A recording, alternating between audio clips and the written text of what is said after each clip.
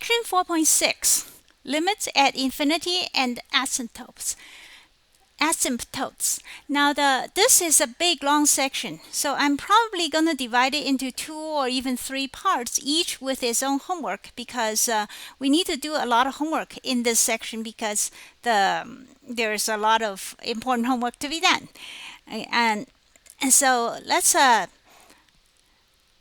look at this. So remember that after you do each video, you have to do the videos its own homework. The first 2 will have just a few, and then the last one will have probably more, so that we can divide this thing up properly. The section should probably be divided into 2 or 3 sections, being that the section is like 30 pages long, whereas normal section is about 10. So anyway, so let's look at this, limit at infinity. Now, if you've already had this in, say, pre-calculus, because you know what an asymptote is, right? An asymptote is something like this. The book gives you an example, which is called 2 plus 1 over x. I'll draw that graph here. We are on page, what page is that? 407. So page 407. 407. There's a graph there that I will draw here. It says we have this thing. No, it doesn't go down that low. Okay. And then we have this thing. This goes down here. All right. And this function is called 1 over 2 plus 1 over x. So it has a horizontal asymptote. The difference is that the horizontal one just means that the graph will approach this thing, but it doesn't ever reach it. But it does get closer and closer. In fact, it gets infinitely close. That is, as you go on, it'll be eventually as close as you want it. You know, within a billionth of a meter or something. Whatever it is that you want, it can be that close because it approaches this line the way a limit does. Now, we already covered that in pre-calculus or something, but now we're going to talk about it more in terms of limits, being that you have already had some understanding of limits. Now, the limit of this value simply says, like for this example, this function, this line is as x approach infinity. This is the number. This line is y equal to 2. So it approaches 2. Then what we say is, in terms of limits, to describe the asymptote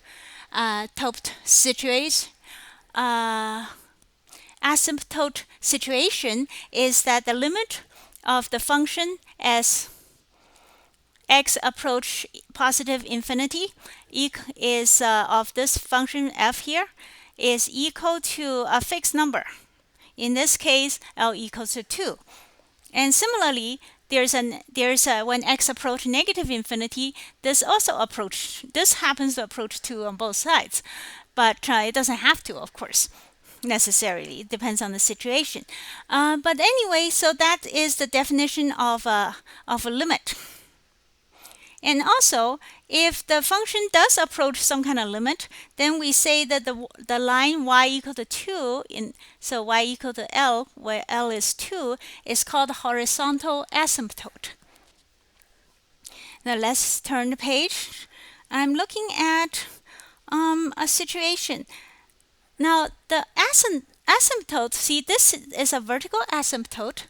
The vertical ones are not, a function cannot cross it because it's approaching it. If it crosses it, it would, I don't know what it would. It's going to infinity. It's not going to cross, okay? So a function cannot cross a vertical asymptote.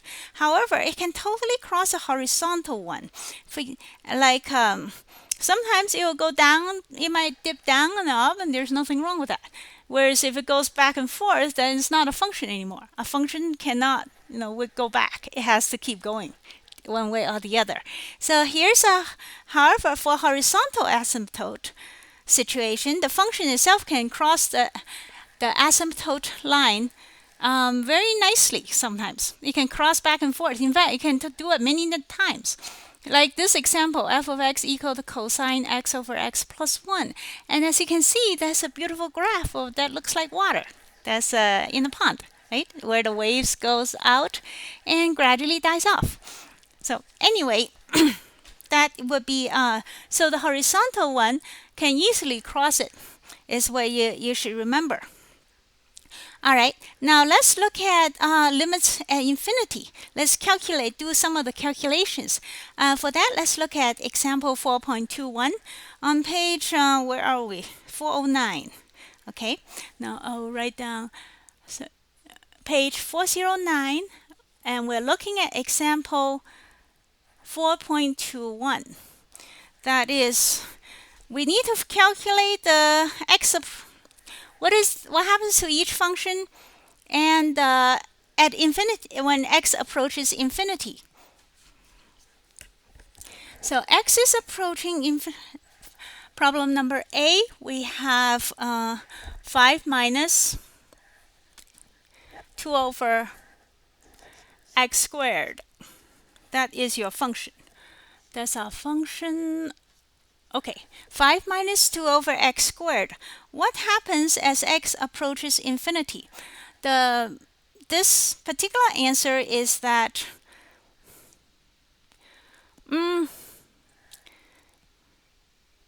well, what you say is that the limit as x approach infinity is going to be equal to the limit. We'll break it up by limit rules. We can break it up into two chunks. Infinity of 5 plus limit of 2 over x squared as x approach infinity. And that would be just as x approach infinity, that the denominator becomes huge. In fact, it becomes incredibly big. So then this value approaches 0. So all we have is just this, just the 5. And that would be the answer. And that answer happens to be the same if x approach negative infinity, because x is being squared. And because x is in the denominator, so if it's a negative infinity, it's going to blow up anyway. Either way, it's going to blow up. So squared or not. So then whether x goes to positive or negative infinity, the answer is still 5. So we'll put this here as a shorthand.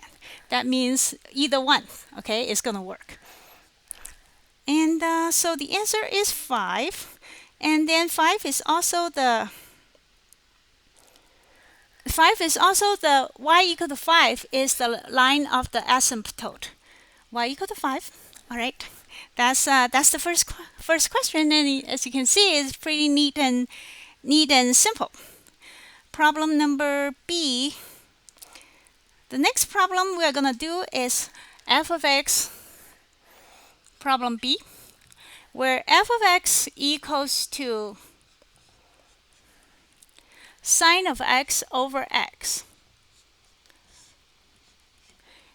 And so we are calculating the function as x approaches infinity. So let's write that down. Limit as x approach infinity, okay, of sine of x over x. That is, we are going to do, okay, now we're going to pull this trick and recognize this fact, okay? For any positive value of x,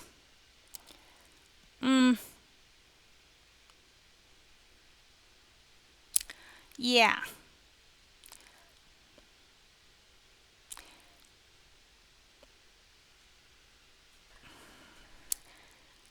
Anyway, so for all positive value of x, then minus 1, because sine value is between this,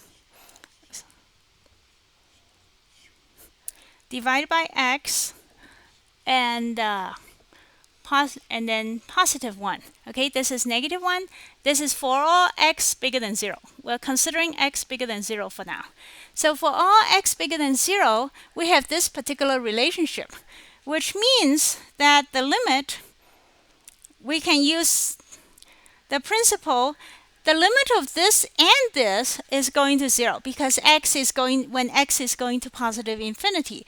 And therefore, we argue that as a result, the limit as x approach positive infinity is going to be equal to 0 due to this inequality. Now, the negative situation is almost identical. You just have to flip this around, basically. And as a result, therefore, the as x approach positive or negative infinity, sine of x over x equal to 0. And then because of that, then the y equal to 0 will be our asymptote. So that's question number B. Next, let's look at question number C, which says f of x equal to inverse tangent. All right. Where is C? Question number C. The inverse tangent graph is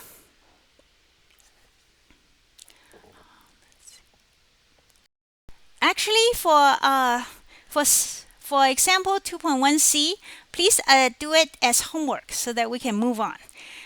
Moving on to the next page, page 412. Now we're looking at infinite limits.